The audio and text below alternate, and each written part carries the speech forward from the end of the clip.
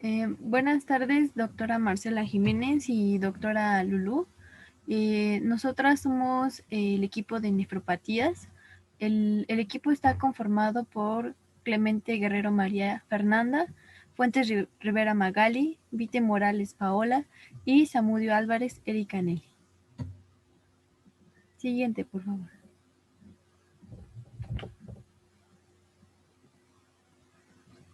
Para empezar, este tema es importante mencionar su definición. ¿Qué es la nefropatía? La nefropatía es una enfermedad o daño del riñón que puede dar lugar a la insuficiencia renal. Esta condición es causada por enfermedades que afectan el glomérulo y aumentan la permeabilidad glomerular a la proteína. Los pacientes con este síndrome nefrótico tienen grandes pérdidas de proteína en orina y su apetito es frecuentemente pobre, a menudo que adquieren desgaste proteico y debilidad. Eh, es importante mencionar que las funciones primarias y la mayoría obvias del riñón son excretar cualquier residuo y regular el equilibrio del agua y del ácido base de la carrocería. Por lo tanto, la baja de la función del riñón es una condición potencialmente fatal. Esta nefropatía se considera como una enfermedad progresiva, es decir, como los riñones se hacen cada vez menos efectivos en un cierto plazo de tiempo, la condición del paciente consigue un peor si esta no es tratada a tiempo. Esta es la razón por la que es giratorio recibir diagnóstico y el tratamiento adecuado tan pronto como sea posible. Siguiente, por favor. Existen diferentes tipos de nefropatía. Existe lo que es la nefropatía crónica, que es la disminución lenta y progresiva, es decir, a lo largo de meses o de años. Por lo tanto, la capacidad de los riñones para filtrar los productos metabólicos de desecho presentes en la sangre van a ser aún más complicadas. Y las causas principales van a ser lo que es la diabetes y la hipertensión. En la nefropatía aguda, es un grupo de síntomas que se presentan con algunos trastornos que causan hinchazón e inflamación de los glomérulos en el riñón o glomerulonefritis. Aquí también lo que es el glomerulonefritis es un tipo de enfermedad renal en la cual la parte de los riñones que ayuda al filtrar los desechos y líquidos de la sangre se van a dañar. Eh, una nefropatía que es muy común va a ser lo que es la nefropatía diabética. También a esta enfermedad se le llama como renal diabética. La nefropatía diabética es una complicación grave que se va a relacionar con los riñones originada de la diabetes tipo 1 y 2. Aquí la nefropatía diabética va a afectar la capacidad de los riñones para realizar su trabajo habitual de eliminar los productos de desecho y el exceso de líquido que se produce en nuestro cuerpo. Aquí la nefropatía diabética puede llegar a ser asintomática en las primeras etapas, por lo que la microalbuminuria prolongada es el primer signo de alarma. Así que finalmente aparecen lo que va a ser la hipertensión y cierto grado de edema en zonas declive en la mayoría de los pacientes no tratados. Otro tipo de nefropatía va a ser la nefropatía por inmunoglobulina A, que este trastorno renal, aquí los anticuerpos llamados inmunoglobulina A se van a acumular en el tejido del riñón y esta también se conoce como enfermedad de Berger. Otra nefropatía muy común va a ser la nefropatía lúpica. Este trastorno renal es una complicación debido al lupus eritematoso sistémico. Siguiente, por favor.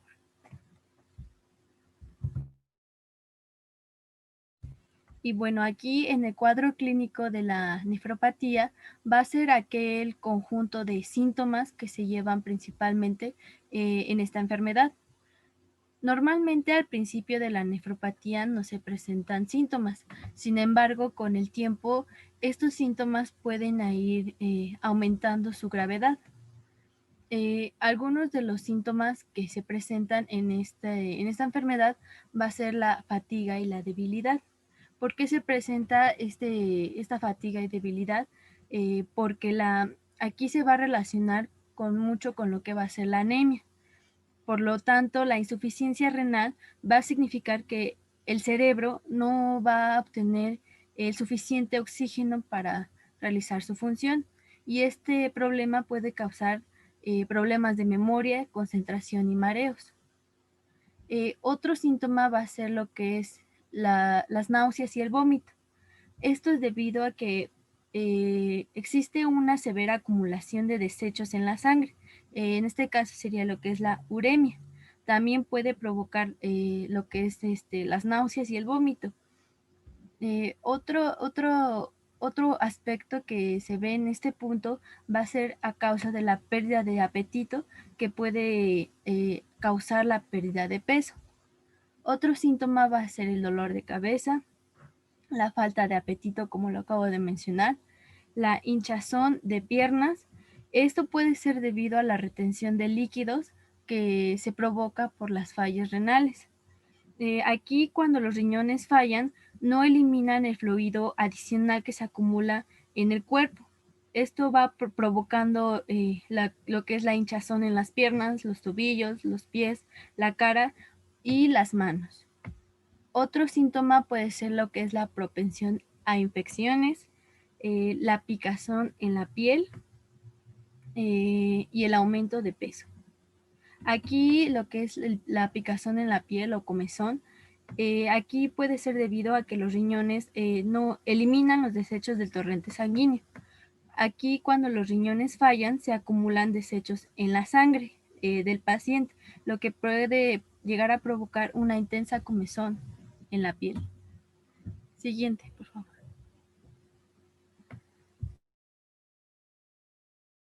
Bueno, ahora yo les voy a hablar sobre el diagnóstico en las nefropatías. Primero vamos a mencionar que las nefropatías médicas son las que afectan sobre todo al parénquima renal. Aquí pueden presentar hematura, proteinuria, piuria, oliguria, dolor renal, insuficiencia con azoema, algunas acidosis, anemia, anormalidades electrolíticas e hipertensión. También, bueno, la investigación se va a complementar con los antecedentes familiares, los antecedentes personales y la exploración física. Primero voy a mencionar los antecedentes familiares. En los antecedentes familiares se va a poder revelar si la enfermedad es de origen genético, como algunas anomalías metabólicas tubulares, algunos riñones poliquísticos, tipos inusuales de nefritis o defectos vasculares de coagulación, que pueden ser pistas pues para que se tenga el diagnóstico. Bueno, también me gustaría mencionar que los pacientes en primer grado con nefropatía diabética tienen mayor riesgo de nefropatía terminal, ya que es heredada por la diabetes mellitus. Después voy a continuar con los antecedentes personales. Aquí se deben investigar infecciones, lesiones y si tuvo exposición a tóxicos como anticoagulantes o fármacos, que estos pueden producir reacciones tóxicas o de sensibilidad.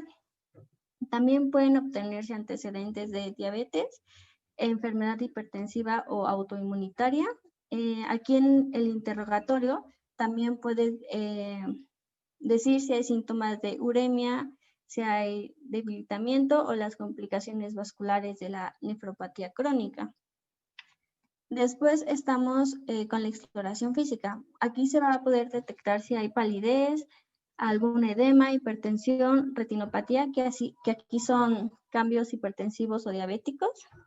También si están los estigmas de enfermedad congénita y hereditaria. La que sigue, por favor. Bueno, para tener el diagnóstico también son importantes los exámenes de laboratorio. Entonces, primero está el análisis de la orina, que este análisis es esencial para cualquier investigación de las nefropatías. Y bueno, también la proteinuria, la de cuál grado significativo, de 2 a 4.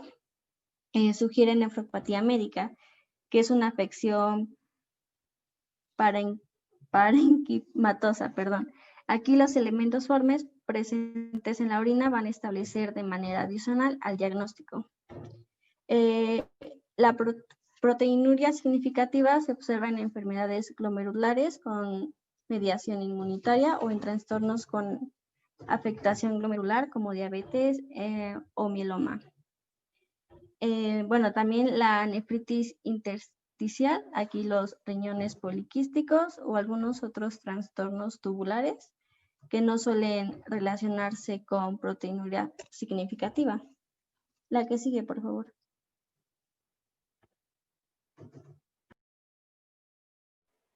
Bueno, ahora pasaremos con el tratamiento nutrimental.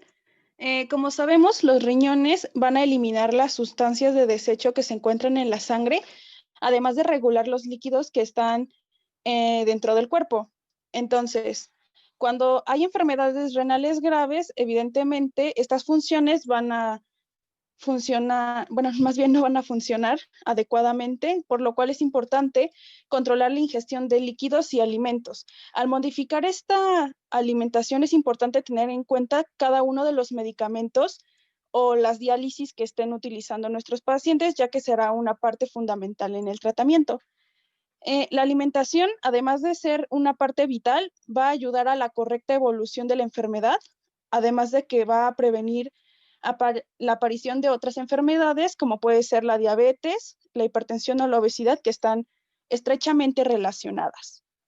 Entonces, bueno, como ya lo había mencionado, vamos a tener que regular el equilibrio ácido-base que se va a encontrar afectado, y por esto mismo vamos a tener una relación o cuidados con las proteínas séricas, ya que hay alteraciones en los compartimientos grasos y proteicos de este órgano.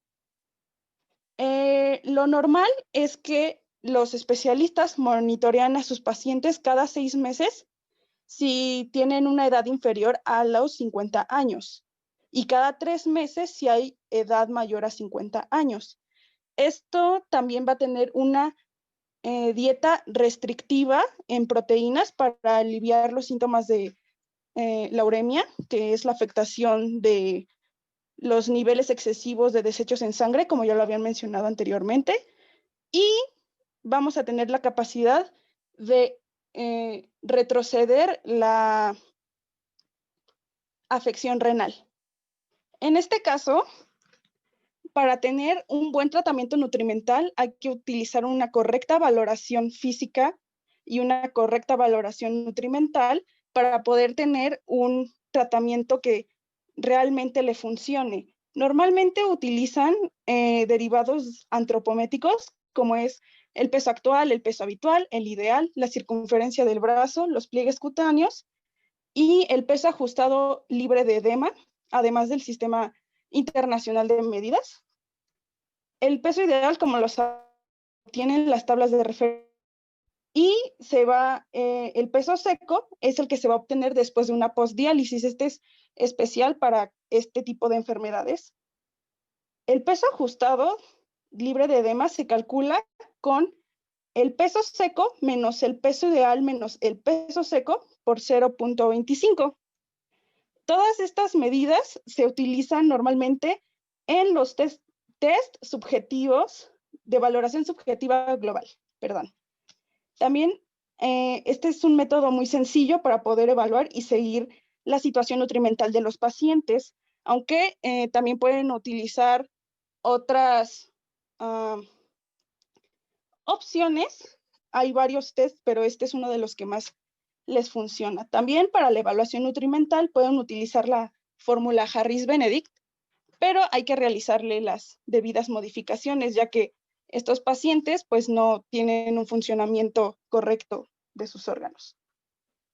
En este caso, lo recomendable para este tipo de personas es el estándar de 35 a 40 calorías por kilogramo al día. Normalmente esto se va a evaluar con nuestros parámetros ya establecidos anteriormente y Esto va a tener una dieta bastante rigurosa, ya que los alimentos que deben de utilizar o tienen que pasar por procesos, digámoslo así, no tan fáciles como una persona que puede comer con normalidad. Las proteínas que deben de consumir este tipo de pacientes oscilan entre el 10% y el 12% de las calorías totales. En los carbohidratos es del 50 al 60% en la dieta y las grasas es un 30%, pero menos de ese 10% de este mismo rubro tienen que tener grasas saturadas o de alto colesterol. Siguiente, por favor.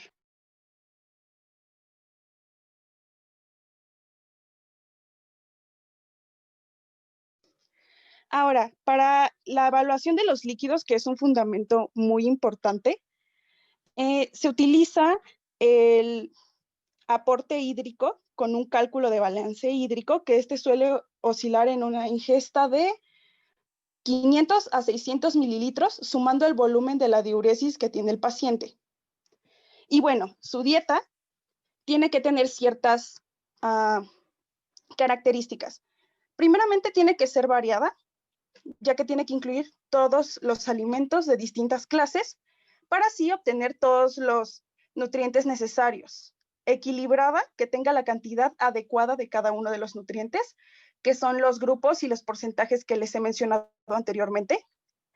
Adecuada en energía es para las necesidades según el sexo, la edad, el peso y la actividad física que realice la persona. Ordenada, tienen que ser de 4 a 5 comidas al día sin saltarse ninguna, sin aplicar otras comidas entre horas o sin pasar mucho tiempo sin comer.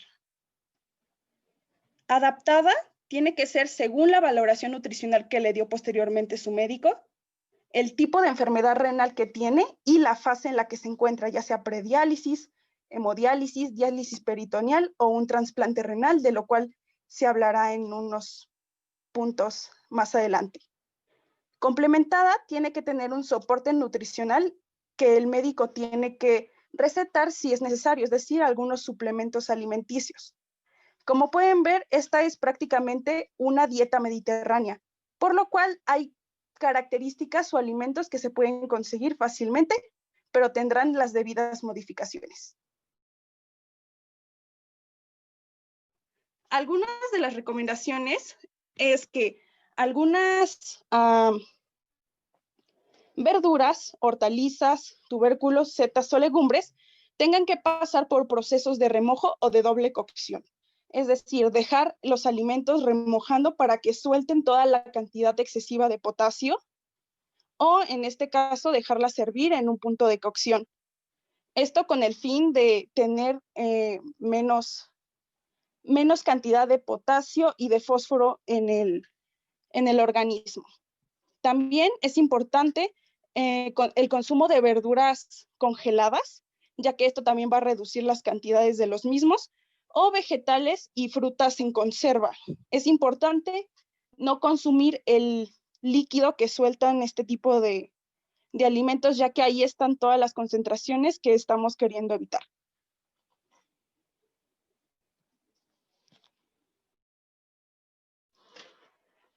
Ahora, para la disminución de la sed, es importante evitar el consumo de sal o alimentos salados para evitar la retención de los líquidos, disminuir el agua de los alimentos. ¿A qué me refiero con esto? El disminuir el agua natural que tienen ya los alimentos se puede utilizar, por ejemplo, salteando las verduras para evitar todos los rastros de potasio que pueda tener cada alimento. También las rodajas de limón para estimular la salivación y no tengan que beber tanta agua. Y evidentemente evitar los refrescos o bebidas procesadas, que además de que tienen un alto contenido de azúcar, no sacian la sed. Además, es importante tener en cuenta la actividad física, no solo para el buen funcionamiento o tratamiento del plano nutrimental, sino que también va a aumentar el bienestar y la calidad de vida de la persona, va a mejorar su estado físico en general y el autoestima, lo cual va a ser mucho más beneficioso para que la persona pueda seguir atendiendo su padecimiento. Entonces, recapitulemos que los puntos más importantes en los que se tiene que centrar una dieta para una persona con alguna nefropatía es reducir la cantidad de proteínas, la reducción de potasio, de fósforo, hay que consumir más calcio y vitamina D y controlar el sodio y los líquidos.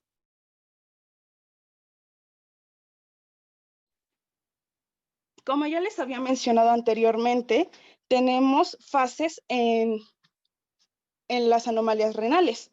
Entonces, en el caso de una prediálisis, lo que se trata de tener como objetivo en este tipo de dietas es retrasar el deterioro de los riñones, además de que se tiene que evitar el acúmulo de los desechos en sangre y evidentemente la nutrición de la persona. Esto con el fin de no perder calorías y no perder peso. La dieta debe tener pocas proteínas. En los adultos oscilan de 0.6 a 0.8 kilogramos por día.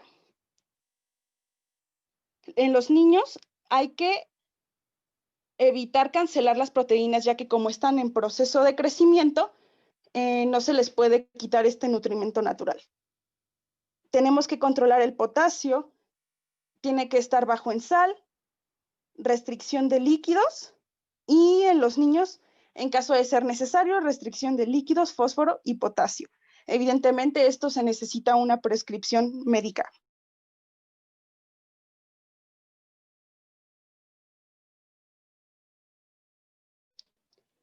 En el caso de la hemodiálisis, aquí vamos a tener que evitar el acúmulo de desechos en sangre de nuevo. No hay que ganar peso y hay que compensar la pérdida de las proteínas y otros tipos de nutrientes. Hay que tener calorías suficientes para no perder ni ganar peso. Hay que tener mucha más cantidad de proteínas que en la anterior. Es decir, los adultos van a tener de 1 a 1.2 gramos por kilogramo al día y los niños van a tener que modificar estas cantidades con una prescripción médica o alguna indicación. Una dieta baja en azúcares y grasas animales tiene que estar controlado en fósforo. Los adultos van a tener 1.200 miligramos por día y en el potasio 2.200 miligramos por día. Hay que tener baja sal y restricción de líquidos, aunque la cantidad de líquidos puede variar si es que hay síntomas como sudoración, vómitos o fiebre.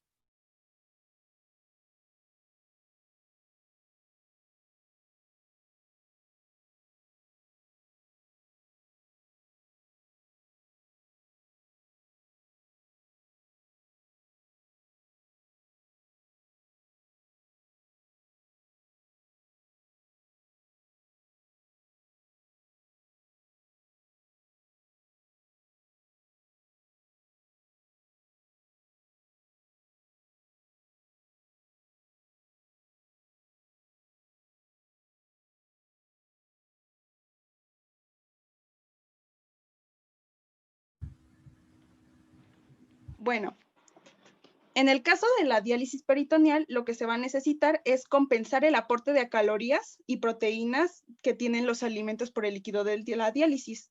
Hay que evitar el cúmulo de los desechos en sangre y controlar la saciedad, además de la evidente nutrición que se necesita. En el caso de esta dieta, vamos a tener una dieta baja en calorías, vamos a tener muchas más proteínas, ya sean de 1.2 a 1.5 gramos por kilogramo al día en adultos y en el caso de los niños vamos a tenerlas según la indicación médica. Vamos a tener una dieta baja en azúcares y en grasas animales. Hay que tener un control moderado en el fósforo. En los adultos vamos a tener de 1.500 miligramos al día y en el potasio de 2.500 miligramos al día. Hay que tener una reducción de sal según la tolerancia del paciente. En los niños vamos a seguir teniendo una cantidad razonable de sal, una cantidad normal, y vamos a tener un aporte extra para no interferir en su crecimiento y en su desarrollo. Hay que restringirla si el niño tiene alguna afección como hipertensión o tiene presencia de edemas. Y hay que restringir los líquidos según la cantidad de orina.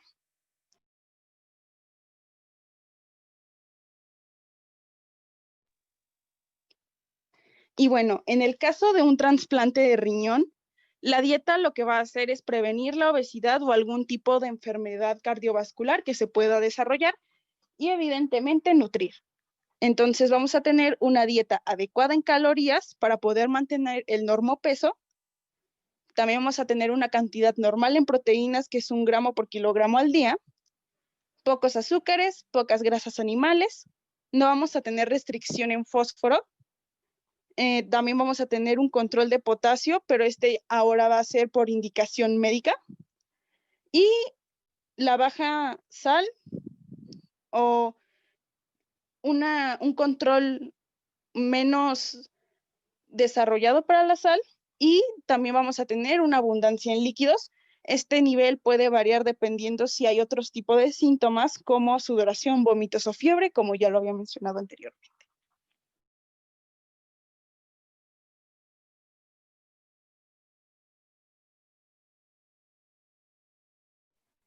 Bueno, ahora vamos a pasar a los alimentos de lleno. Normalmente en los tubérculos, en los cereales y en las legumbres, lo recomendable es tomar 2 raciones al día en el caso de los tubérculos y en el caso de los cereales. Las legumbres, por otro lado, pueden consumirse 1 vez por semana. Algunos de los alimentos recomendados es el arroz, la pasta, el pan, la harina de trigo, galletas o papas. Estas tablas vienen ordenadas de menor a mayor consumo de potasio, quedando como el arroz con el menor nivel de potasio y las papas con el mayor. Hay que evitar comer pastas al huevo, papitas embolsadas o aperitivos salados, pastelería o pan industrializado, alimentos integrales y soya seca.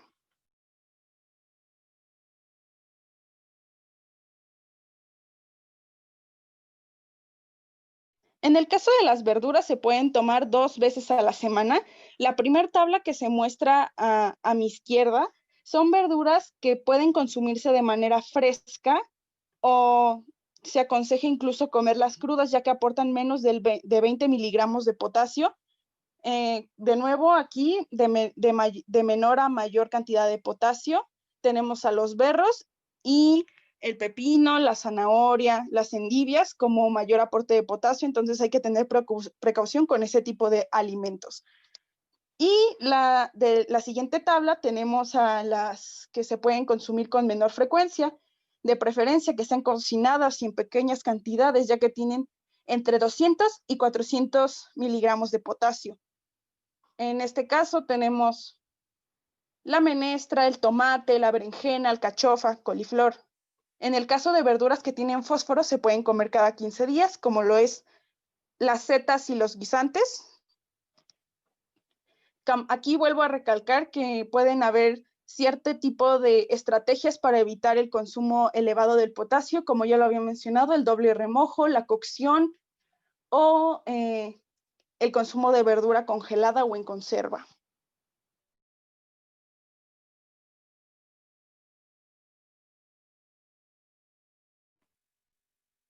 Hay que evitar comer acelgas, calabaza, brócoli, espinacas o encurtidos como pepinillos o aceitunas para evitar una sobredosis de potasio.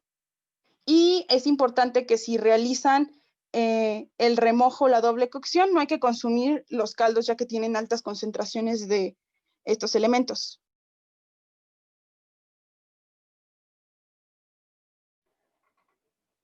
En el caso de las frutas, podemos consumirlas 2 veces a la semana. Podemos tener ya sea una fruta fresca y cruda por día o una fruta cocinada en conservas o en jugos.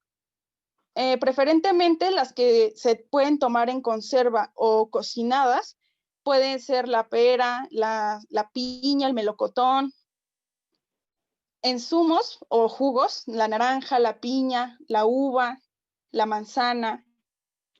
Y frutas frescas que son, se puede decir que las más aconsejables, ya que tienen menos de 200 miligramos de potasio: arándanos, kiwi, pera, limón, frambuesas, frutas tropicales.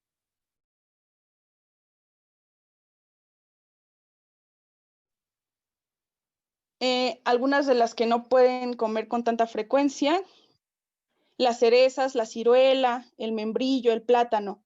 Hay que evitar comer uva negra, grosella, aguacate, frutos secos o frutas deshidratadas, y si tienen algunas consideraciones extras para modificar la alimentación, pueden ser que ya tengan los niveles de potasio bastante elevados, por lo cual se puede reducir un poco la cantidad de fruta. Siempre es recomendable en todos los rubros consumir una pequeña cantidad o una pequeña pieza, y hay que revisar los jugos o las etiquetas si vamos a comprar alimentos en conserva o jugos industrializados.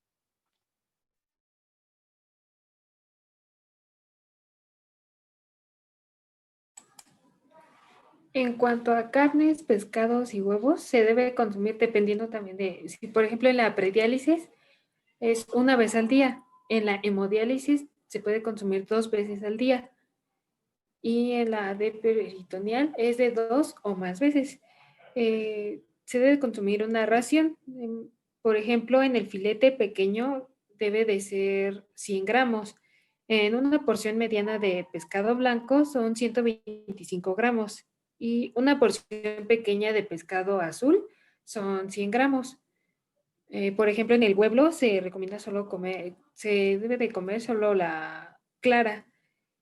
Y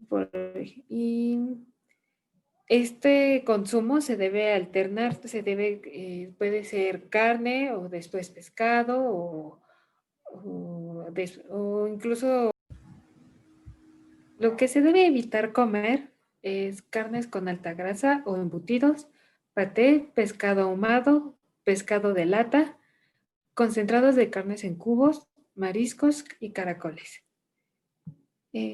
Se debe retirar la parte, si cuando se va a consumir carne y pescado, se debe retirar la parte de la grasa y la piel de la carne. Si se encuentra en hemodiálisis o diálisis peritoneal y necesita aumentar el aporte de proteínas, se debe añadir alguna clara de huevo a las comidas. Solo la clara, no se añade la yema. La siguiente, por favor.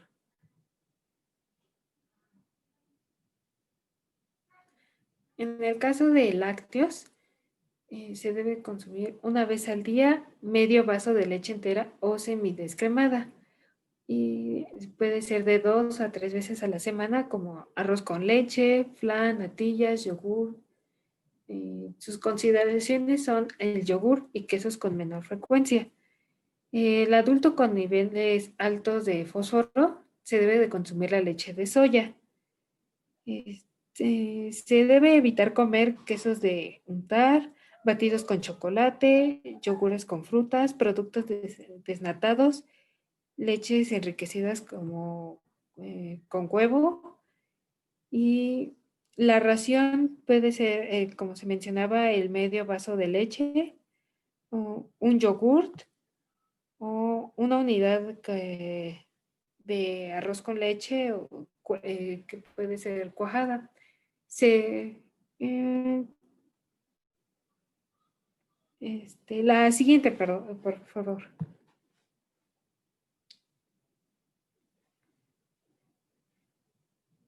Los azúcares se recomienda consumir 3 veces al día.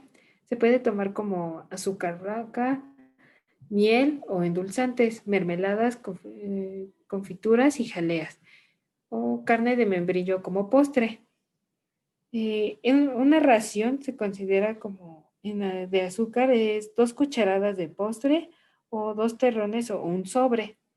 Y en el caso de miel puede ser o las mermeladas es 1 cuchara sopera.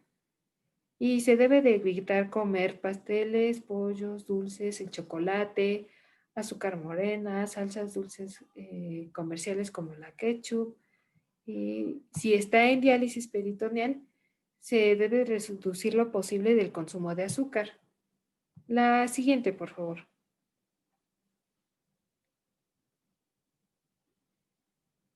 En el caso de aceites y grasas, se puede tomar 5 o más veces al día. Una ración sería una cuchara sopera de aceite o una cuchara sopera de salsa, al igual que una cuchara de postre colmada de mantequilla o margarina. Preferiblemente se debe de consumir aceite de oliva virgen, el aceite de oliva refinado y el aceite de girasol y semillas. Y de vez en cuando se recomienda salsas caseras como la mayonesa o margarina y mantequilla. Lo que se debe evitar comer son las salsas y mayonesas comerciales, la manteca y tocino de cerdo y los frutos secos.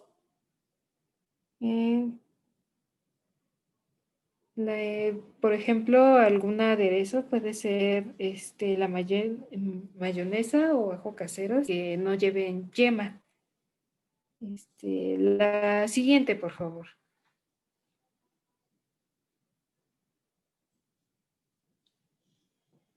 Al consumir agua y líquidos se puede tomar el agua simple, el zumo de limón, bolos de hielo y granizados, café de cafetera claro, el té o infusiones suaves. Y de vez en cuando se recomienda consumir vino de forma moderada en las comidas. Lo que se debe evitar comer son preparados deshidratados como los caldos o sopas comerciales, bebidas para deportistas, cafés muy fuertes y lo que es también el café soluble o incluso el descafeinado, las bebidas refrescantes con azúcar y cualquier bebida de cola.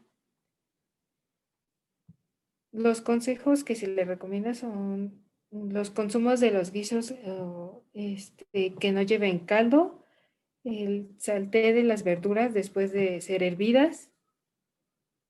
En el caso, la cantidad total en prediálisis y diálisis peritoneal es tolerado según la retención de líquidos y presión arterial. Y en el caso de hemodiálisis es medio litro al día más el volumen de orina, que es la restricción máxima cuando deja de orinar. La siguiente, por favor.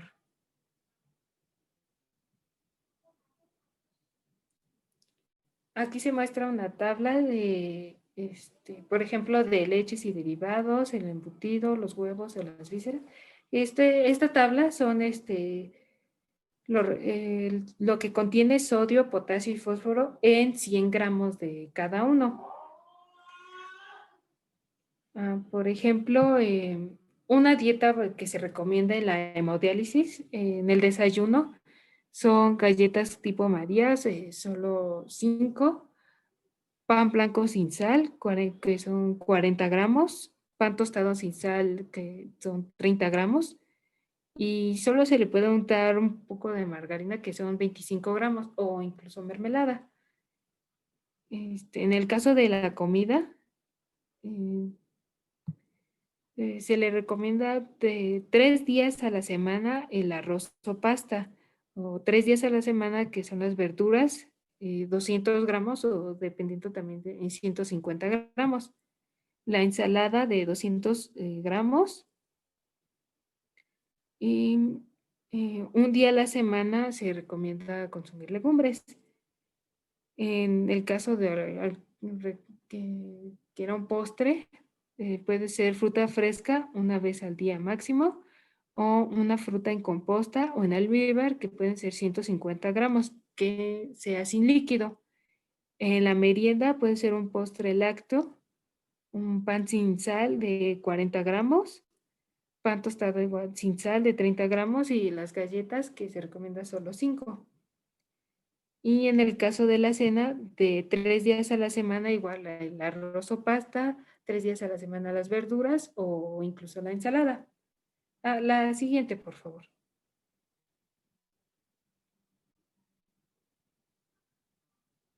En este caso se muestran las carnes y los pescados y mariscos. La siguiente, por favor. Lo que recomendaban también para controlar el potasio, lo que decían anteriormente, que es el remojo o la doble cocción. De esta manera se puede eliminar aproximadamente un 75% de potasio. como por ejemplo en las patatas. Se debe de tener en cuenta que hay alimentos cocinados al horno o al vapor que no pierden el potasio. Y se pueden consumir alimentos congelados ya que tienen menos potasio.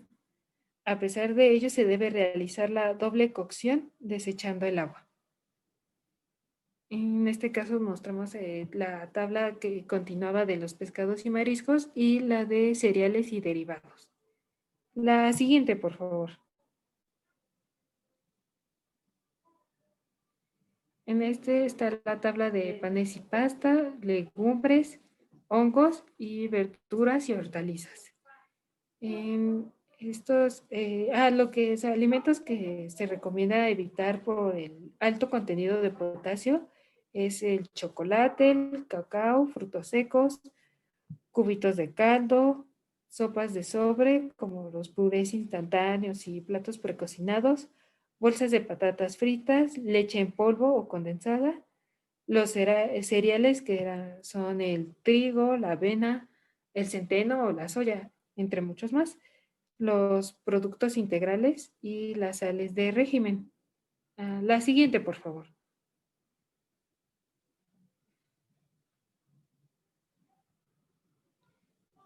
En esta siguiente se muestra la continuación de lo que son las verduras y hortalizas, la tabla de frutas y los frutos secos y oleaginosos.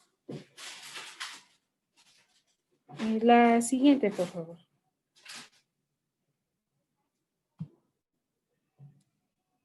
Por ejemplo, para controlar también el calcio y el fósforo, se debe evitar algunos alimentos como el queso, los frutos secos, las vísceras como son los sesos, el hígado, los riñones, el pescado pequeño que es susceptible de ser comido con espina, como lo son la sardina o la anchoa. Igualmente el chocolate y el cacao, cereales y los productos integrales. En estas tablas se presentan las grasas y aceites, los azúcares y derivados y las bebidas. La siguiente, por favor.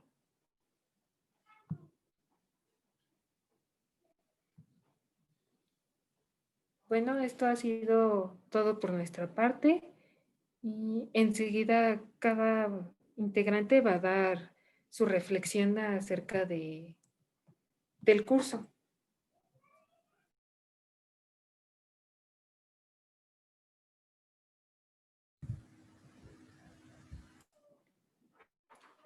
Acerca de nuestra reflexión, por mi parte, el curso me pareció muy interesante, ya que no tenía mucho conocimiento acerca de el consumo de los alimentos, al igual de lo que influye en nuestro peso, de que no solo influye eso, sino también lo que hacemos en nuestra vida diaria. Y por ejemplo, lo mismo con lo que pasó con las etiquetas. Yo no sabía cómo leer sí, el poder leer una etiqueta. Me ha dejado mucho aprendizaje este curso. Al igual de cada tema, por ejemplo, en el caso de nefropatías, que no solo influye el tratamiento médico, tratamiento farmacológico, sino también cómo podemos ayudar a un paciente, cómo podemos ayudar a una persona con el tratamiento nutrimental. Eso sería todo por mi parte. Bueno, en mi caso, lo que me ha dejado el curso, creo que tal vez como sociedad hemos tenido cierto tipo de desinformación en se puede decir que en este tipo de temas con la alimentación, y creo que el saber o conocer o saber cómo se hace una buena alimentación es algo crucial para nosotros, sobre todo porque, bueno, estamos estudiando, somos médicos en formación, entonces creo que el cambio comienza pues en uno mismo. Primero hay que aprender y resolver las deficiencias que podemos llegar a tener para poder ayudar a otras personas. Entonces, por ejemplo, en mi caso, esto me viene muy bien para, no sé, comenzar con un pequeño sector, como por ejemplo, contarle a mi familia cómo leer una etiqueta, cómo seleccionar los alimentos o cómo saber que hay ciertos mitos que realmente no son ciertos, como puede ser si haces una dieta, no puedes comer nada o ese tipo de situaciones. Entonces, creo que la información que nos han brindado en este curso ha sido muy útil y nos va a ser muy útil para tanto para nuestra vida como médicos como para nuestra vida personal, para mantener la salud entre nuestro círculo social y poder realizar un trabajo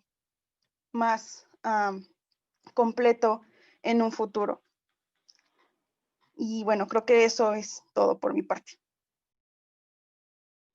Bueno, ahora de mi parte, Paola, voy a dar mi reflexión. Y creo que el curso me enriqueció mucho personalmente, ya que yo he escuchado mucho el comentarios como cuida tu alimentación, deberías de comer mejor, deberías de cuidar lo que comes, pero realmente no sabes qué hacer para mejorarlo, ¿no? Y el hecho de que en esta materia he aprendido a cómo cuidar mi alimentación, a la importancia que es leer las etiquetas, creo que me enriqueció mucho en esa parte. Y de igual forma puedo enriquecer a las personas que me rodean, como lo son amigos, como son mi familia, y decirles pues la importancia de que tengan una buena alimentación. Y aún me gustó más, ya que en esta presentación, o bueno, en este trabajo, me di cuenta que puedes ayudar al paciente también de este lado, del lado de la nutrición y no solo del lado farmacológico. Y pues terminando mi reflexión, creo que la ayuda que nos dieron las doctoras fue muy grata. Creo que cada duda que teníamos la sabían abordar y la sabían cómo resolver. Entonces, fue muy agradable el curso para mí. Y ya, esa es mi reflexión. Bueno, continuando con la última reflexión de Nelly, yo creo que es muy efectivo aprender nuevos conocimientos sobre la nutrición, ya que al no cuidarnos en la comida puede generarnos enfermedades crónicas y estas pueden ir progresando y a la vez empeorando. Por lo tanto, creo que ha sido muy útil la información que nos brindó las doctoras Lulú y la doctora Marcela, porque sinceramente ignoramos, mucha gente de la población ignora y se exceden al consumo de azúcares, de grasas y lamentablemente las enfermedades más que se abarcan en lo que es en México es la hipertensión y la diabetes. Por lo tanto, estas dos enfermedades pueden desencadenar otras más enfermedades, como en este caso serían la nefropatía, que es a causa que una de las causas puede ser por la diabetes. Entonces creo que es muy esencial que cada uno tome conciencia y se informe cada vez más del consumo de los alimentos. Y esto puede ser muy enriquecedor porque yo puedo empezar por mí misma, informando a mi familia cuál debe ser los alimentos correctos que debemos consumir, cuáles no debemos consumir. Y pues todo esto se lleva a cabo para prevenir, principalmente, prevenir y no esperarnos a que tengamos ya la enfermedad para empezar a cuidarnos. Y esta materia puede decir que es muy importante lo que es el consumo de la alimentación. Si nosotros nos cuidamos en la alimentación, podemos prevenir muchísimas enfermedades. Entonces, pues fue muy útil la información que se aprendió en este curso y sobre todo, como ya lo habían mencionado, como médicos debemos iniciar por nosotros mismos cuidándonos para poder ayudar a nuevas personas, a nuestra familia y amigos. Creo que sería todo por mi parte.